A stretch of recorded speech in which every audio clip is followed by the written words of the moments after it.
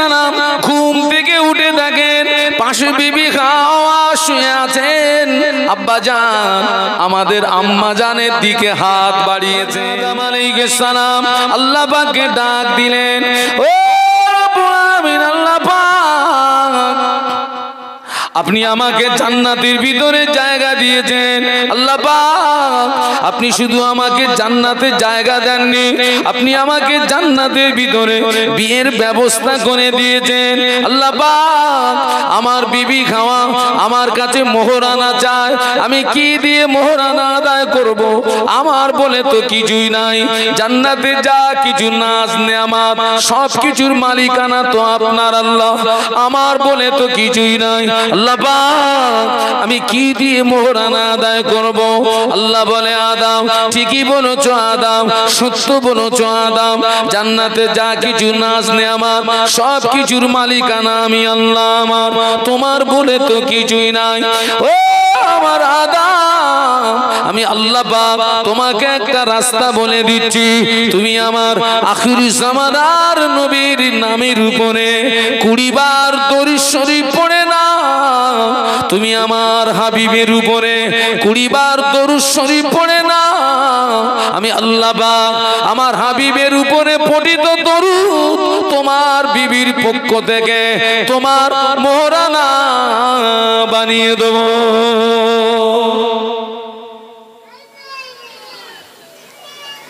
ফেরেশতা দিয়ে আদম নবীকে সেজদা করিয়ে আদম নবীর সম্মান আল্লাহ বাড়িয়ে দিয়েছেন। আর সেই আদম নবী জান্নাতে আমাদের নবীর উপরে দরুদ পড়তেছেন। কথা কিছু বুঝতে পারতেছেন নাকি? সেই আদম নবী আল্লাহ পাক কিন্তু আদম আলাইহিস সালামকে শুধু জান্নাতের ভিতরে জায়গা দেননি, জান্নাতের সমস্ত জিনিসের নামগুলো আল্লাহ আদম নবীকে শিখিয়ে দিয়েছিলেন। একটু সুবহানাল্লাহ বলুন। একটা একটা করে দৃষ্টান্ত স্বরূপ বলতে পারি। এই যেটা আছে ওটার নাম গ্লাস, মিডিলে তার নিচে যেটা আছে ওটার নাম প্লেট, তার পাশে যেটা আছে ওটার নাম জগ। তো আল্লাহ এরকম একটা একটা আদম এটার নাম এই, এটার নাম এই, এটার নাম এই। সূরা বাকারা, ও আল্লামা আদামাল আসমা কুল্লাহা। একটু সুবহানাল্লাহ বলুন না। আরে কোরআন শুনলে তো মজা লাগে, একটু মহব্বতে বলুন না সুবহানাল্লাহ। ও আল্লামা আদামাল আসমা কুল্লাহা, আল্লাহ জান্নাতের সমস্ত জিনিসের নাম আব্বাকে শিখিয়ে দিলেন। শিখিয়ে দেওয়ার পরে আল্লাহ পাক ফেরেশতাদেরকে ডাকলেন, সুম্মা আরাদাহুম আলাল মালাইকাতি ফাকালা আম্বিউনি বিআসমাই হাউলাই ইন কুনতুম সাদিকিন। একটু বলুন আল্লাহু আকবার। আর একটু জবান খুলে বলুন। আল্লাহ পাক ফেরেশতাদেরকে ডাকলেন, জান্নাতের জিনিসের নাম শিখিয়ে দিয়েছেন কাকে? আব্বা আদম আলাইহিস সালামকে দিয়ে সেই জিনিসগুলো ফেরেশতাদের সামনে তুলে ধরে বললেন, তোমরা যদি সত্যবাদী হও এই জিনিসগুলোর নামগুলো তোমরা বলে দাও। আদম নবীকে তো শিখিয়ে দিয়েছেন, কিন্তু ফেরেশতাদেরকে তো শিখিয়ে দেয়নি। ফেরেশতারা জবাব দিচ্ছে, ক্বালু সুবহানাকা লা ইলমা লানা ইল্লা মা আল্লামতানা ইন্নাকা আনতাল আলিমুল হাকীম। ও রব্বুল আলামিন, আল্লাহ পাক ফেরেশতারা আল্লাহর পবিত্রতা ঘোষণা করে বলে, আল্লাহ ওই জ্ঞান তো আমাদের তুমি আমাদের দাওনি আল্লাহ, ওই জ্ঞান তো আমাদের নেই আল্লাহ। ফেরেশতারা যখন জবাব দিতে অসমর্থ হয়ে গেল, আল্লাহ ওই জিনিসগুলো আদম আলাইহিস সালামের সামনে এসে বললেন, আদম এই জিনিসের নামগুলো কি তুমি বলতে পারো? আদম আলাইহিস সালাম টপ টপ করে জিনিসের নামগুলো বলে দিলেন। আল্লাহ পাক ফেরেশতাদের সামনে আদম আলাইহিস সালামকে জান্নাতের ওই জিনিসের নামগুলোকে বলিয়ে নিয়ে আল্লাহ পাক আদম নবীর ইজ্জত বাড়িয়ে দিয়েছে।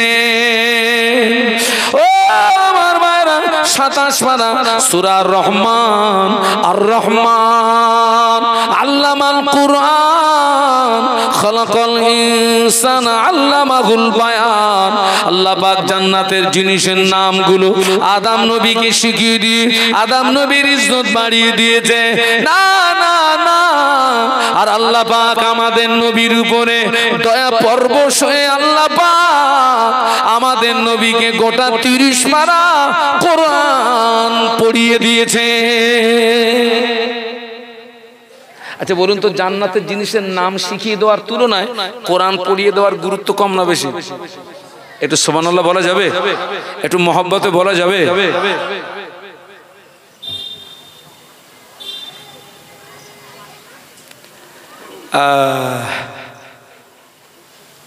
ফেরেশতা দিয়ে সেজদা করিয়েছেন কাকে? কেতাবলারা কত সুন্দর জবাব দিচ্ছে দেখুন।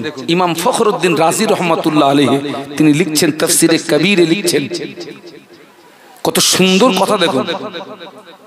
আল্লাহ পাক ফেরেশতা দিয়ে আদম নবীকে সেজদা করিয়ে আদম নবীর ইজ্জত বাড়িয়ে দিয়েছেন।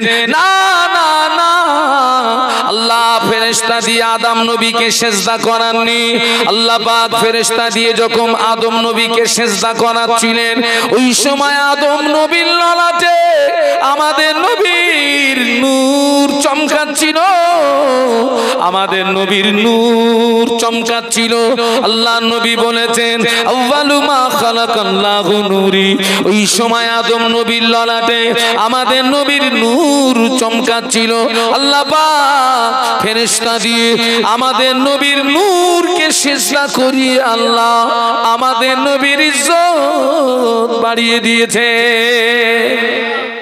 ও সিজদা আদম নবীকে না, তখন আদম নবীর ললাটে আমাদের নবীর বলুন বলুন বলুন নূর চমকাচ্ছিল। আল্লাহ মূলত ফেরেশতা দিয়ে আমাদের নবীর নূরকে সিজদা করিয়েছেন। সুবহানাল্লাহ বলুন।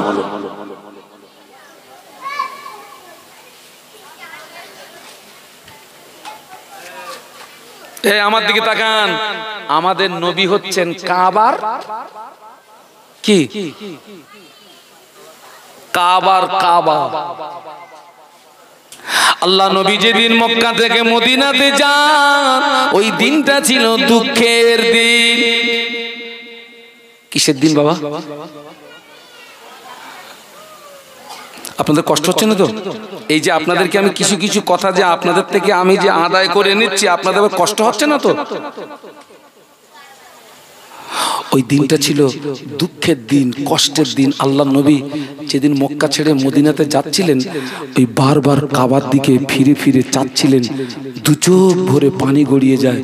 নবী কাঁদছিলেন আর বলছিলেন, ওরে কাবা, তো দুষ্ট সন্তানরা আমাকে থাকতে দিল না, আমি চলে যাচ্ছি, তবে কথা দিয়ে যাচ্ছি, আল্লাহ রাজি থাকলে আবার একদিন তোর কাছে ফিরে আসবো। আরো জোরে বলেন। আল্লাহ ফিরিয়ে এনেছিলেন না আনেননি? রাসূলুল্লাহ মদিনায় গেলেন, ওখান থেকে দল তৈরি করে, সংগঠন তৈরি করে আল্লাহ রসুল মক্কা ফাতে করলেন, মক্কা জয় হলো। এবারে যেদিন রাসূলুল্লাহ মক্কায় আসছেন, এই দিনটা কষ্টের দিন না খুশির দিন? আনন্দের দিন না? একটু সুবহানাল্লাহ বলবেন না? ওই আনন্দের দিনে আল্লাহ নবী বেলালকে ডাকলেন, ও বাবা বেলাল, আজকের আমাদের আনন্দের দিন, আজকের আমাদের খুশির দিন। বাবা বেলাল, এই আনন্দের দিনে তুমি একটু আযান দিয়ে দাও। হাফসি বেলাল মদিনার মসজিদে নববী শরীফে হাফসি বেলাল যখন আযান দিতেন, হাফসি বেলালের আযানের আওয়াজ আল্লাহ পাকের আরশ মুআল্লাতে পৌঁছে যেত। একটু আযান দাও না বেলাল, আজকে আমাদের আনন্দের দিন বেলাল, খুশির দিন বেলাল, তুমি একটু আযান দাও না।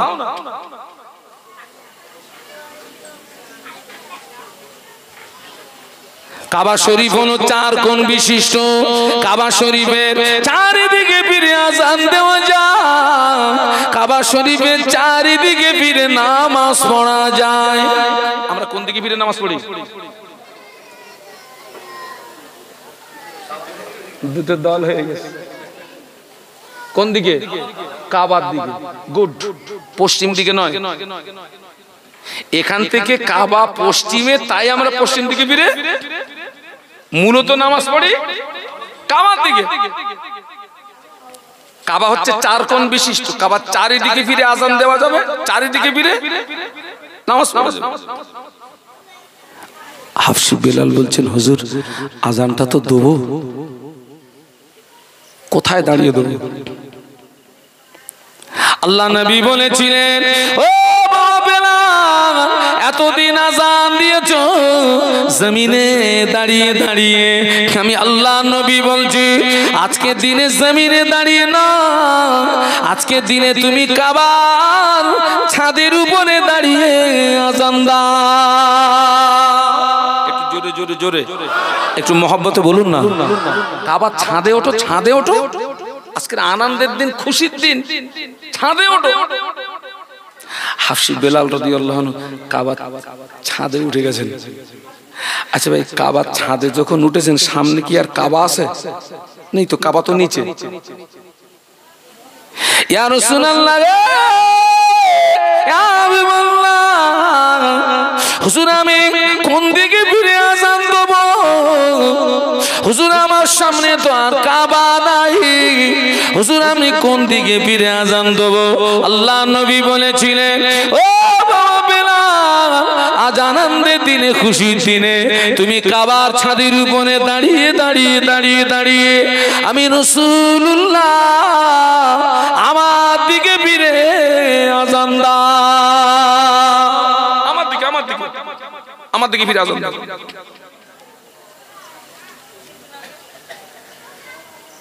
ফেরেশতা দিয়ে যখন আদম নবীকে সেজদা করাচ্ছেন, ওই সময় আদম নবীর ললাটে আমাদের নবীর নূর চমকাচ্ছিল। আল্লাহ মূলত ফেরেশতা দিয়ে আমাদের নবীর নূরকে সেজদা করিয়েছেন। সুবহানাল্লাহ বলবেন না?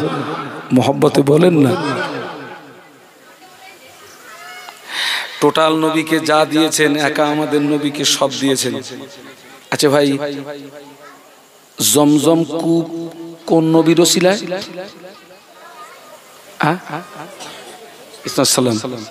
খোকা, আমার কাছে নবীর জমজম দেখাও দিন।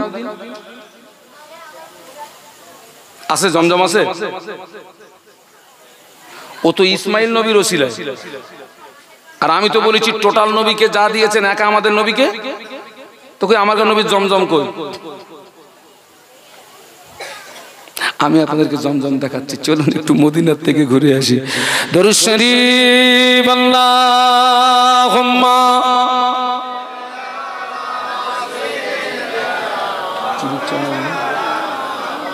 এটা আলো ভালো, আপনি যখন একজন পাঠান না। মাশাআল্লাহ মাশাআল্লাহ মাশাআল্লাহ, আর মোহাব্বত। আল্লাহুম্মা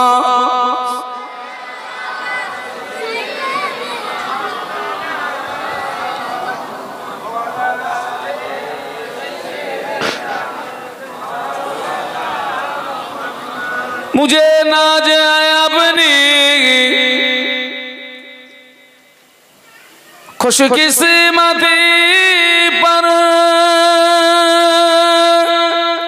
मेरे हाथ में गए दामने मुस्तफा की, नगम गए फुआर का तूफा का परोआ, मैं डूबूंगा फिर भी किनारा करूंगा। अल्लाहुम्मा पढ़ो बाबा, सल्ले अला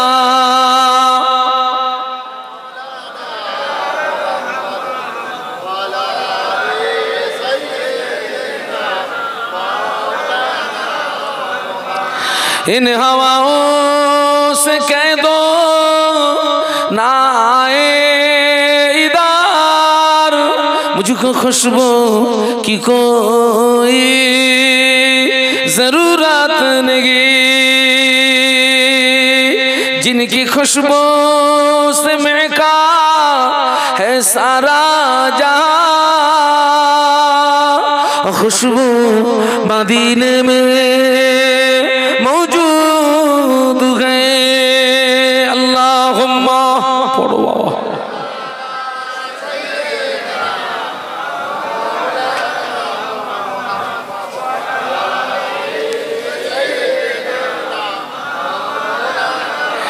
একটু বলুন আল্লাহু আকবার, একটু জবান খুলে বলুন আল্লাহু আকবার। ইসমাঈল আলাইহিস সালামের আব্বার নাম হচ্ছে ইব্রাহিম খলিলুল্লাহ, বাপ ও নবী, ছেলেও, একটু সুবহানাল্লাহ বলুন। ইয়াকুব আলাইহিস সালাম নবী, ইউসুফ আলাইহিস সালাম বাপ ও নবী। এ দেখেন, নবী আল্লাহ বানিয়ে পাঠান। পৃথিবীতে যত নবী এসেছেন, নবী কিন্তু আল্লাহ পাক সিলেক্টেড করে পাঠান, কিন্তু ওলি কিন্তু বানিয়ে পাঠান না।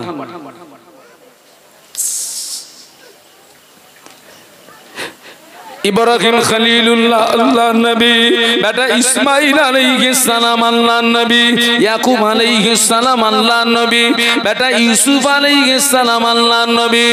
ও আমার ভাইরা, ফুরফুরা শরীফে মুজাদ্দিদুজ্জামান আল্লাহর ওলি, তানার 5 কলিজার টুকরা, তানারাও আল্লাহর ওলি। বাপ নবী, ছেলে নবী, বাপ ওলি, ছেলে ওলি। আর আমাদের সমাজ দেখে বাপও মাতাল, ছেলেও মাতাল। ঠিক বলেছি না ভুল বলেছি?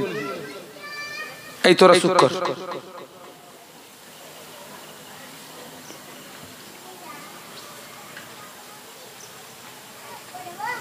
জমিন যদি ভালো হয়, গাছ ভালো হবে। গাছ যদি ভালো হয়, ফল ভালো হবে। জমিন যদি ভালো হয়, গাছ ভালো হবে। গাছ যদি ভালো হয়, ফল ভালো হবে। বাপ যদি নামাজি হয়, বাপ যদি রোজাদার হয়, বাপ যদি আল্লাহওয়ালা হয়, মা যদি নামাজি হয়, মা যদি পর্দানশীলী হয়, মা যদি সৎ চরিত্রবতী হয়, ওই জমিন থেকে আল্লাহ সুসন্তান দান করবে। একটু জোরে বলুন না। আজকে তো অধিকাংশ জমিন খারাপ হয়ে গেছে ভাই। কত সার মারবা, ঘোড়ার কসু হবে।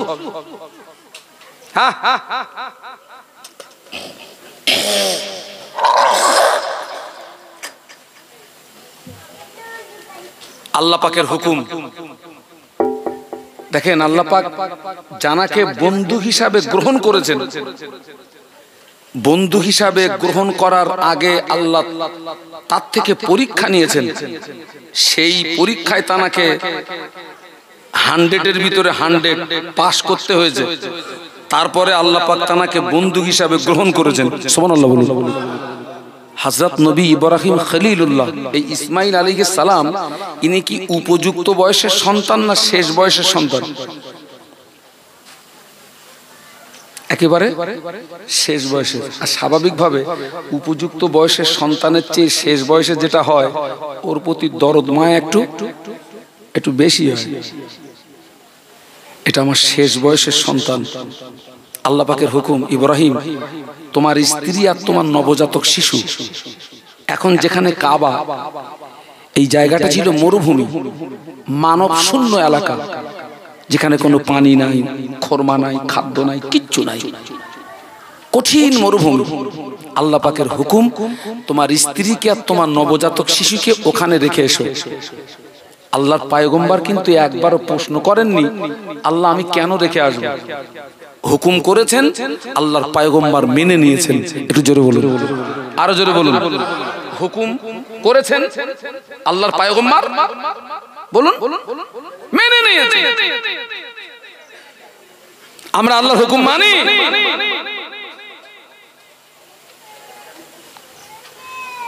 ইতিহাসটা লম্বা, আমার যতটুকু দরকার ততটুকু নিচ্ছি। রেখে আসলেন, চলে আসছেন, স্ত্রীকে বেটা ইসমাইলকে রেখে চলে আসছেন। আম্মাজান হাজেরা আলাইহিস সালাম, হুজুর আপনি আমাকে আর আমার নবজাতক শিশুকে এমন একটা জায়গায় রেখে আপনি চলে যেতে বলছেন যেখানে কোনো পানি নেই, খোরবা নেই, খাদ্য নেই, কিছুই নেই, থাকবো কি করে? আল্লাহর পয়গম্বর শাহাদাত আঙুলটা আল্লাহর আসমানের দিকে ইশারা করলেন। আম্মা হাজেরা ছিলেন বুদ্ধিমতী মহিলা, উনি বুঝতে পেরেছেন এটা আমার স্বামীর উপরে আল্লাহর পক্ষ থেকে আদেশ।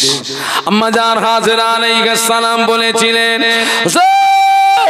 আপনি যান যান, যে আল্লাহ পাক আমাকে আর আপনার নবজাতক শিশু ইসমাইলকে এই মরুভূমিতে ফেলে চলে যাওয়ার আদেশ করেছেন। আমার বিশ্বাস ওই আল্লাহ পাক আমাকে আর আমার ইসমাইলকে না খাইয়ে মারবে না।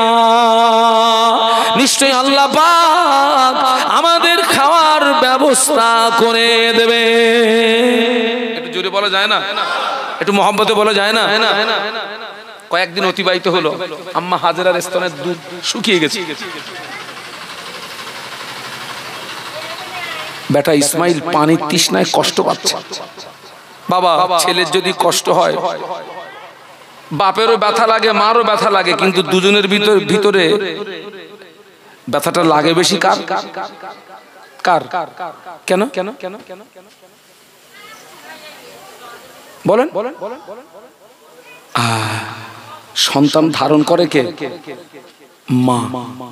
আজকের আমরা নবী দিবস উদযাপিত করতে এসছি ভাইরে, অনেক দুঃখের সঙ্গে বলছি, এখনো আমার সমাজে অনেক ছেলেরা আছে আব্বা মারে খেতে দেয় না। আছে না নেই? আছে।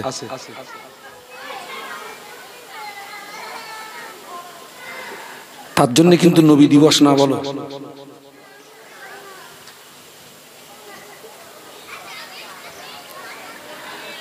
যারা স্ত্রীর কথা শুনে মায়ের মনে কষ্ট দেয়, আমার সময় সময় মনে হয় নামাজের পাটিতে একটা দোয়া চাই, শুধু শরীয়তে জায়েজ না বলে আমি দোয়াটা চাইতে পারিনি।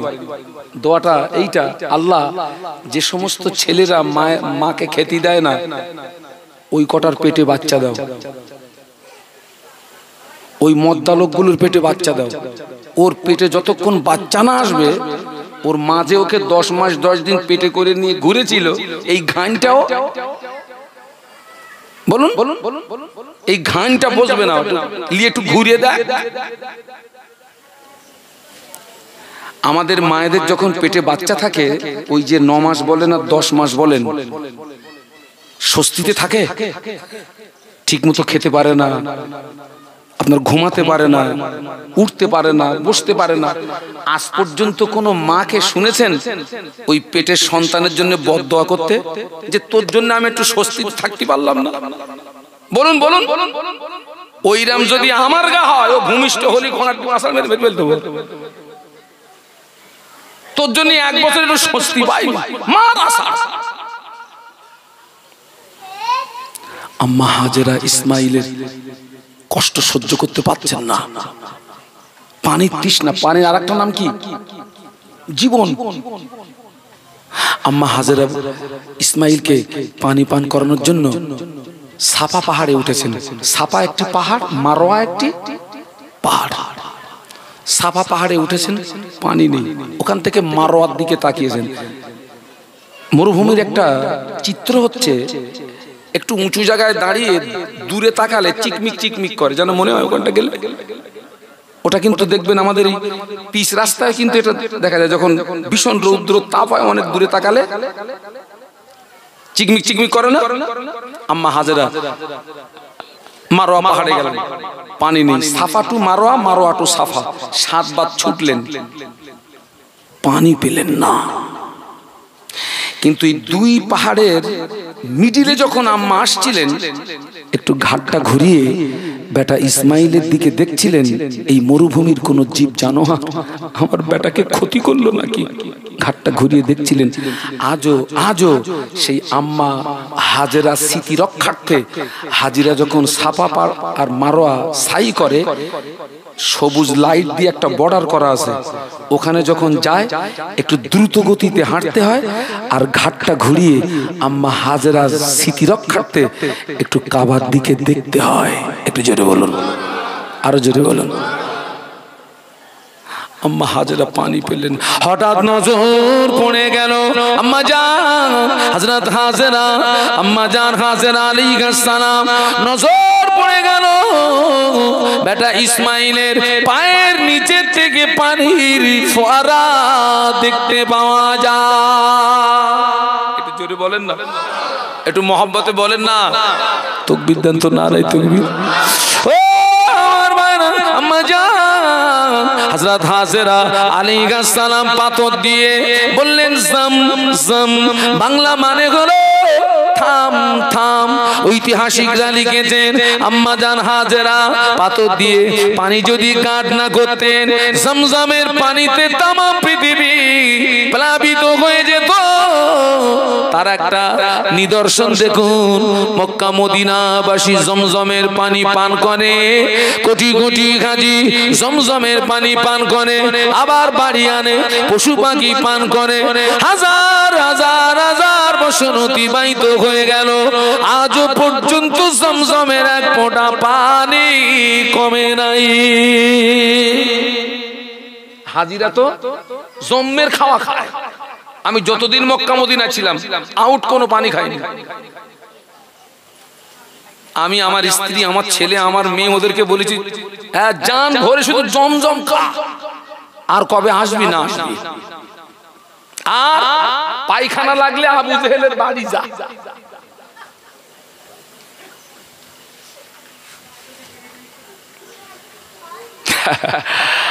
আমি যখন ছিলাম আজিজিয়ার থেকে কাবায় আসতে গেলে বাসে করে আসতে হয়, অনেকটা রাস্তা। তো আমার সাথীদের যদি কারোর বাথরুম টাথরুম লাগতো, আমি বললাম এই দেখ ঘরে করিসনি, এই স্যার কবে আসবে না আসবে, তোর আবু জেহেলের খেদমত করিয়ে আয়, বাসে করে গিয়ে ঝেড়িয়ে আয়, আর কবে আসবি না আসবি যা। কারণ ওর ঘর তো সব কি পায়খানার পেশাব ঘর। আল্লাহ যেন আপনাদের যাওয়ার তৌফিক দেন, বলুন আল্লাহুম্মা, বলুন আল্লাহুম্মা।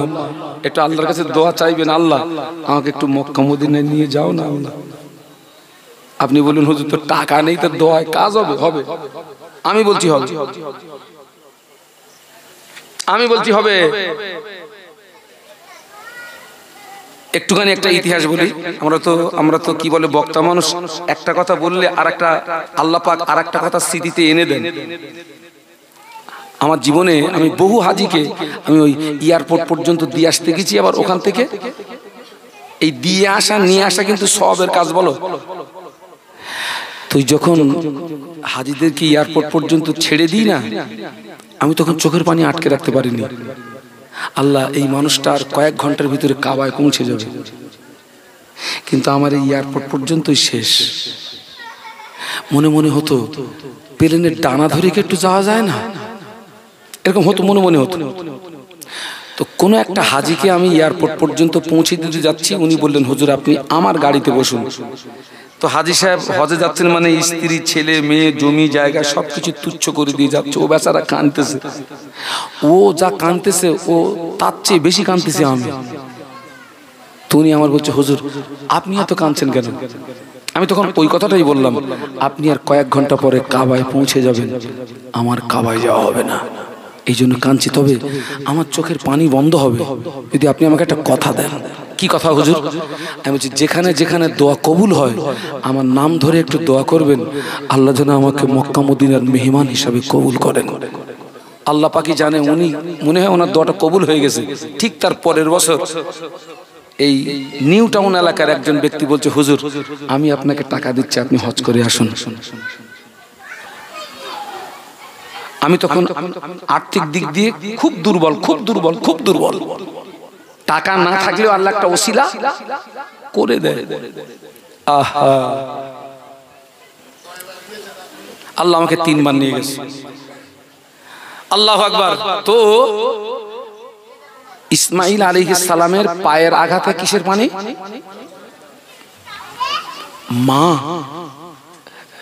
মা বেটার কষ্ট সহ্য করতে পারছে না, ছুটছে। এ ছেলেরা আল্লাহ নবী সাহাবীদের আল্লাহ নবী বলেছিলেন হুমা জান্নাতুকা ওয়া নারুকা, ও সাহাবীরা তোমার তোমাদের বাপ মা তোমাদের জন্য জান্নাত, তোমাদের বাপ মা তোমাদের জন্য জাহান্নাম। তোমার ব্যবহারে, তোমার আচার আচরণে তোমার আব্বা মা যদি খুশি হয়ে যায়, স্বয়ং আল্লাহ পাক তোমার উপরে খুশি হয়ে যায়। বাপ মা যদি নারাজ হয়ে যায়, স্বয়ং আল্লাহ পাক নারাজ হয়ে যায়। গতকালকে রে না, চৌঠা রবিউল আউয়াল, আজকের কত 8 না, আজকের 8। আমার মাহফিল ছিল ডায়মন্ড হারবার করিমনগর। যে বাড়িতে আমাকে বসতে জায়গা দিয়েছে, আর যিনি আমার তত্ত্বাবধানে ছিলেন বয়স্ক মানুষ, হাউ হাউ করে কাঁদছে, হাউ হাউ করে কাঁদছে। বলছে হুজুর, আমার ছেলে আমাকে খেতে দেয় না, আপনি একটু বলবেন হুজুর, অজে একটু বলবেন। বুড়ো মানুষ কাঁদতেছে। কিসের নবী দিবস তোমার? বাপরে খেতে দাও না, মারে খেতে দাও না, নামাজ পড়ো না।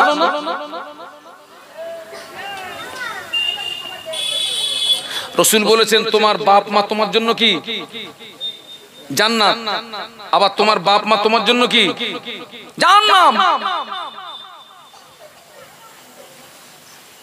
এই যে আমি যে আল্লাহ আমাকে 3 বার নিয়ে গেছে, এখানে যারা হাজী সাহেব আছেন বা সমাজে যত হাজী আছে, কোন হাজী কি গ্যারান্টি দিতে পারবে যে আমার হজ আল্লাহর দরবারে কবুল হয়ে গেছে?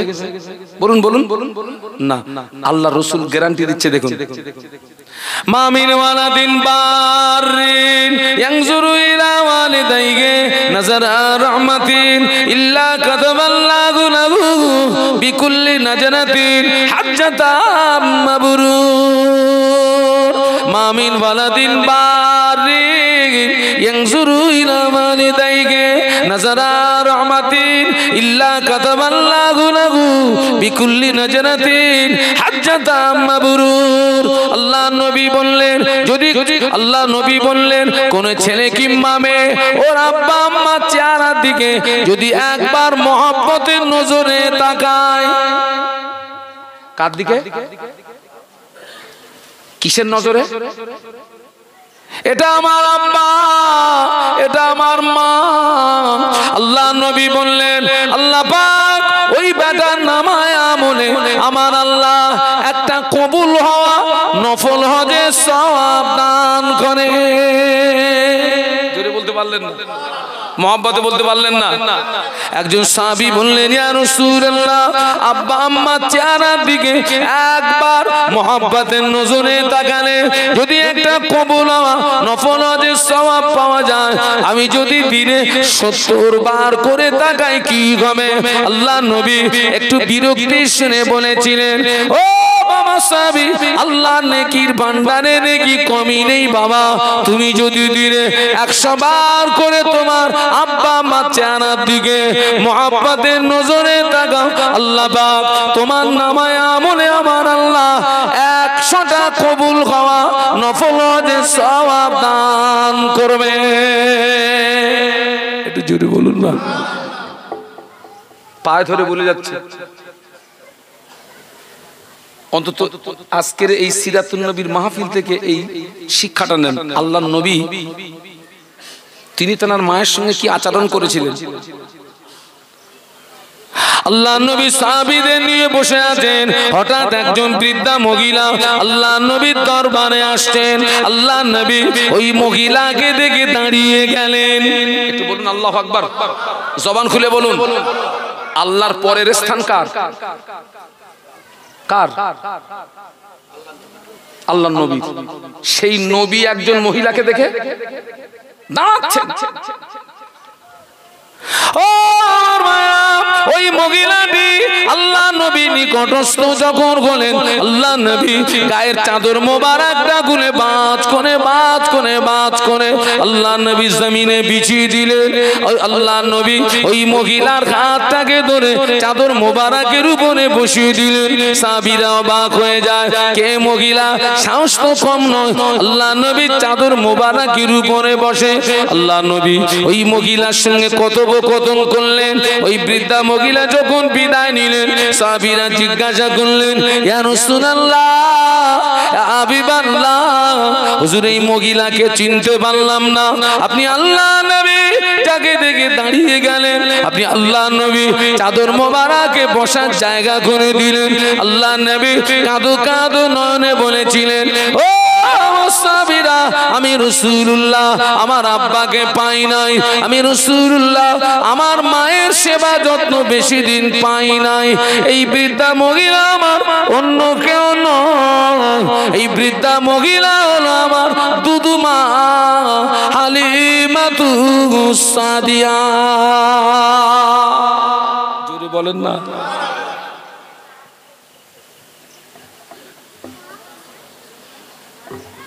নবী দিবস করতেছো ভাই, ঠিক আছে ভাই, অন্তত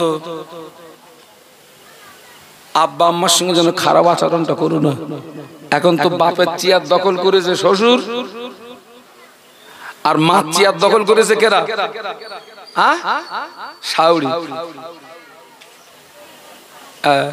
তোমার জন্য বলো নবী দিবস না, তোমার জন্য নবী দিবস না। তুমি তো তোমার শাশুড়ির পেটে ছিলে।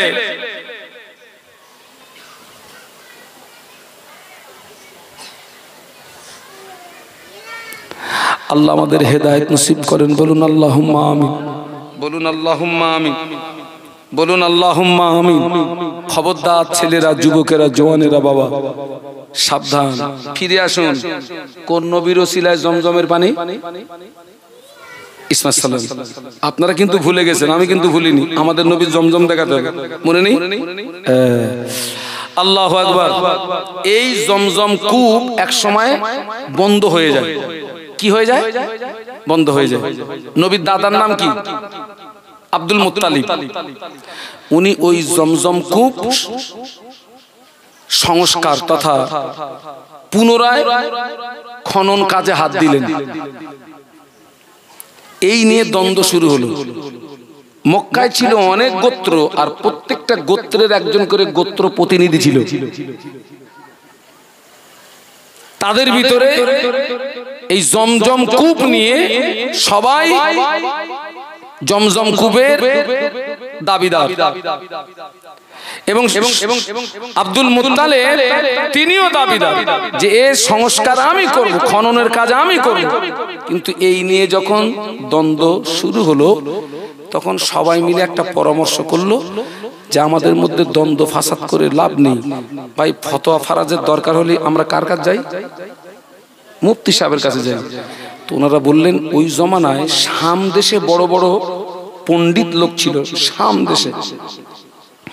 তো ওনারা সবাই মিলে পরামর্শ করলেন, আমরা একটা কাজ করি, শাম দেশে যাই, আমাদের এই সমস্যার কথাগুলো বলি, তাঁরা যে সিদ্ধান্ত দেবেন সেই সিদ্ধান্ত মেনে নিয়ে কাজ হবে। এই সিদ্ধান্তে একমত হয়ে সবাই একটা করে উট নিয়েছেন, পর্যাপ্ত পরিমাণে খাদ্য খোরাক নিয়েছেন। এই কাফেলার মধ্যে আছেন নবীর দাদা আব্দুল মুত্তালিব।